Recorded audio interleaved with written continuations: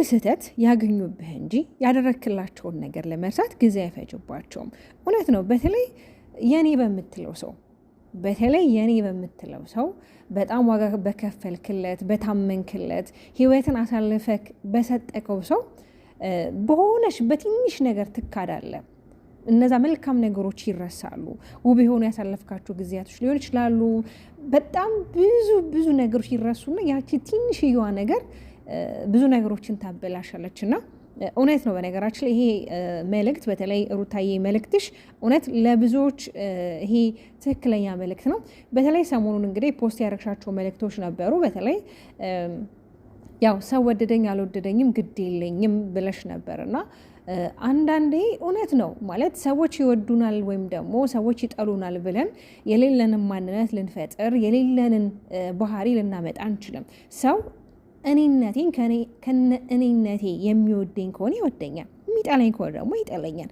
ግዴታ እኔ ሰው እንዲወደ ብዬ ራሴን የማየው ማንነት ልሰጠው አልችልምም አልፈልግምም ማለት ነው። ስለዚህ እውነት አኖሩታ አንድ ስህተት ያገኙብሃል፣ ግን ደግሞ ያደረከላቸው ነገር ለመርሳት ምንም በቃ ጊዜ አይፈጅባቸውም።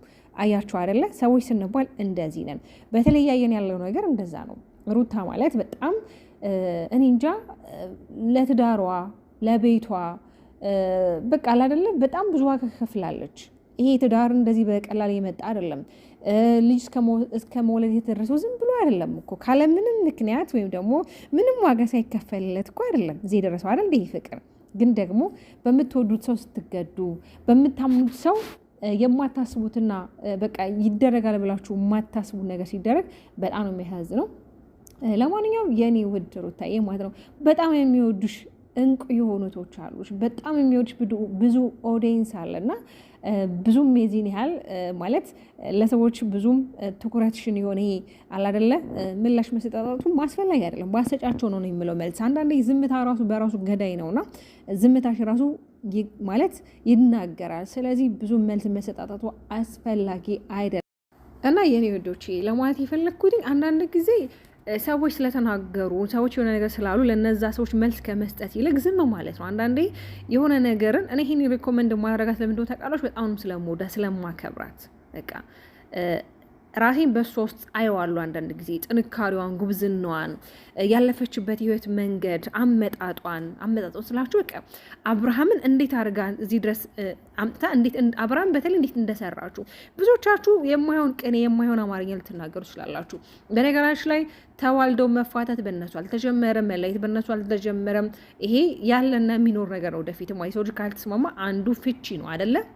አብሮ ካልኖሩ ይፋታሉ። ስለዚህ ሁለቱም ደግሞ ተለያይቶ የራሳቸውን ኑሮ መኖር መብታቸውን ይችላሉ። ግን ዋናው ነገር ምንድን ነው? ሰላም የሚባል ነገር አለ። ገብቶች አለ። ሰላም የሚነሳችሁ ቦታ ላይ፣ ሰላም የሚነሳችሁ አካባቢ ላይ መቆየት የለባችሁም። ለምን? ከሰላማችሁ በልጥባችሁ ምን አለ? ምንም የለም። ስለዚህ እውነቷን ነው። አንዳንድ ሴቶች ያገኙብሃል። በተለይ እነዚህ በጣም ብዙ ውለታ ያዋልክላቸው በጣም የኔ የምትላቸው ሰዎች ማለት ነው። ግን ቅንጣት የሆነች ስህተት ካገኙብህ ግን ማለት ነው በቃ ለመርሳት ምንም አይነት ታይም አይፈጅባቸውም። እውነቷን ነው። ከዛ ምንድን ነው ያለችው? በነገራችን ላይ የኤፍሬም ታምሩን ሙዚቃ ጋብዛናለች እና ሙዚቃ እዚህ ላይ ማስገባት ስለማልችል እኔ የሙዚቃውን ግጥም አነብላችኋለሁ። ከግጥሙ ራሱ የምትረዱት አንድ ሀሳብ ቁም ነገር ስላለ እኔ ግጥሙን ላንብብላችሁ። ሰው መሰረቱ መች ይለያያል፣ በአንድ አምሳል ተፈጥሮ አንድ ሆኖ ይታያል። ሀብታም ይታደላል፣ ትልቅ ሰው ይባላል፣ ያጣም ድህነቱን አምኖ ይቀበላል። ያለለት ሊኖር እድሜውን ሲገፋ ከቶ በህይወቱ ማነው የማይከፋው? ደስታና መከራ ማግኘቱ ማጣቱ ሁሉም በየተራው አይቀርም ማባቱ። አያችሁ አይደለም? ፊተኞች ኋለኞች ይሆናሉ፣ ኋለኞቹ ፊተኞች ይሆናሉ የሚባለው አባባል እውነት ነው። አንዳንድ ጊዜ ስለ ሮጥን አንቀድምም። ማሸነፍ ስላለብን አይደለም የምናሸንፈው። በቃ እዚህ ምድር ላይ መሆን ያለበት ነገር ሁሉ ይከናወናል በእግዚአብሔር ፍቃድ ማለት ነው። እና ዛሬ የሆነ ሰው ደስተኛ ስለሆነ አያለቅስም ማለት አይደለም። ዛሬ የሆነ ሰው ስለሳቀ ነገ አያለቅስም ማለት አይደለም። ህይወት ተገለባብጭ ናት። እና የዘፈኑ መልእክትም በጣም ደስ የሚልና አስተማሪ የሆነ መልእክት ነው። እና ደግሞ ዛሬ ምን እላችሁ እወዳለሁ በቃ ሁላችንም እኛ ከሩቲ ጎን ነን። በቃ የሩታ እህቶች ነን። ሩታን እንወዳታለን፣ እናከብራታለን። ከነጥፋቷ ከነስተቷ ብትሰራ ማለት ነው። ገብቷችሁ አይደለ? ማንኛውም ሰው ያጠፋል፣ ማንኛውም ሰው ይሳሳታል። የማይሳሳት ሰው አለ እንዴ? የለም እኮ የኔ ውዶች። እዚህ ጋር ማን ነው ብፁዕ አለ እንዴ? እዚህ ጋር ጻድቅ ማን ነው? ሁላችንም እኮ ሩቲ ምናልባት ካሜራ ላይ ስለወጣች ምናልባት የህይወት ላይፍ ሂስትሪዋ በካሜራ ስለሆነ እያንዳንድ ነገሮቻቸው ካሜራ ላይ ስለማይወጡ ነው እንጂ ሁላችንም እኮ ባክግራውንዳችን የተደበቀ ማንነት ብዙ ነገር እኮ አለ አይደል እንዴ?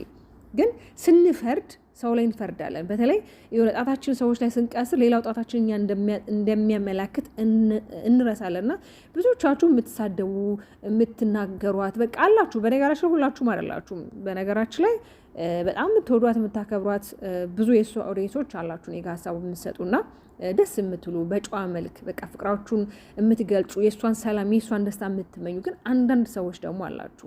በነገራችን ላይ ያው ሰዎች እንደ ራሳቸው ነው መሆን የሚችሉት እንጂ እንደ እኔ ወይ እንደ ሩታ ወይ እንዳንቺ ወይ እንዳንተ ይሆኑ ማለት አይቻልም። ማንኛውም ሰው እንደ ራሱ ነው ሊሆን የሚችለው ደግሞም ነው።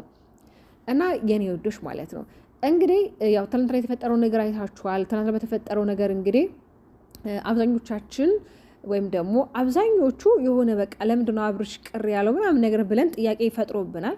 ብዙዎች ደግሞ በቃ እንዳታምናት ሩታን ከዚህ በኋላ ልታምናት አይገባው፣ የሆነ ሴራ አስባ ነው የአራዳ ልጅ አንዴ ነው የሚሸወደው። ኧረ እባክህ ማለት ምን ታደርገዋለች? አብርሃምን ማለት ምን ልታደርገው ትችላለች? በነገራችን ላይ እኮ አለማወቃችሁ ነው እንጂ የልጁ አባት እኮ ነው። እነሱ እኮ እልህና እልህ የሆነ በቃ አይደለ ላያግባባቸው የቻለ ወይ እኛ ማናውቀው እነሱ የሚያውቁት አንድ ሚስጥር ኖሮ ነው እንጂ እኮ እንደሚዋደዱ እንደሚፈላለጉ እኮ አይን እህልዋቸው ያስታውቃል። አይደለ? ተሳሳትኩኝ? አልተሳሳትኩኝም። ስለዚህ እኔ ብቻ እግዚአብሔር መልካም ነው። ሁሉ ነገር ተስተካክሎ ምናልባት እኛ ኦዲየንሶችም እጃችንን በአፋችን የምንጭንበት ወይኔ ብለን የምንደመምበትም ነገር ሊፈጠር ይችላል። ለምን እዚህ ምድር ላይ ይሆን አለቀለት በቃ ይሄ ዋጋ የለውም በቃ ተብሎ እግዚአብሔር አምላክ ነገሮችን እንደ አዲስ መቀጠል የሚችል አምላክ ነው እና አይታወቅም። ለልጃቸው ሲል ፈጣሪ አምላክ ምን ሊፈጥር እንደሚችል ምን ታምር ሊደረግ እንደሚችል አናውቅም። ገብቷችኋል አይደለ? ግን ደግሞ ብዙዎቻችሁ አብርሃም በቃ የሆነ ነገር አስባለሁ ምን ልታስብለት ትችላለች ማለት ምን ታስብለታለች? ከዚህ በፊትም እኮ እንዳጠፋች ተነገራች። በቃ ጥፋት ነው ብላለች አይደል? ከዚህ በፊት ለተወሰነ ቀን አብሮ ከሆኑ በኋላ ፕራንክ አረገችው አይደለ? በቃ ያ ጥፋት ነው እልህ ይዞኝ ነው እልህ አጋብቶኝ ብላ እኮ ተናገራች። በቃ ጥፋቷን አምና አስረድታለች፣ ተናገረች። ስለዚህ ሁልጊዜ ያንን ነገር እያሰብን ሁልጊዜ የኋላውን እያሰብን አሁን ላይ ማለት የምንናገር ከሆነ ዋጋ የለውም እና ብቻ ሁሉ ነገር መልካም እንደሚሆን ተስፋ አደርጋለሁ። ሜሉ ዛሬ ተከስታለች። ሜሉ ስትመጣ እንግዲህ ምንድን ነው ያለችው? ሩታ ወደ ቤተሰብ ጋር መመለስ አለባት። ቤተሰብ ጋር ሆኗ የራሷን የጥሞና ጊዜ ማግኘት አለባት። አሁን ላይ እየተፈጠሩ ያሉት ሁካታዎች፣ እየተፈጠሩ ያሉት ነገሮች ጥሩ አይደሉም ብላ እንግዲህ እዩ ከዚህ በፊት ወደ ቤተሰቦቿ ጋር እንዲሄድ ሜሉን ጠይቋት ነበርና ዛሬ እንግዲህ ቤተሰብ በሱ ሀሳብ ተስማምተው ተነጋግረው ቤተሰብ ጋር ሄዳ የተወሰነ ጊዜ ማረፍ እንዳለባት በነገራችን ላይ ይብላለች።